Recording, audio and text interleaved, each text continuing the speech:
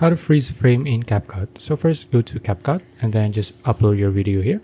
So for example, I want to freeze a part of this video here. So let's say I'm going to freeze it until this part here where it clicks here on this icon here. Okay, so you can see it clicks.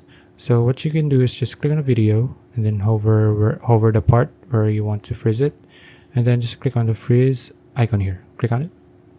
Now you just need to decide how long the frozen frame would be. Okay, so let's say I'm going to freeze it for about 0.7 seconds or 0.8, and then you can just play it.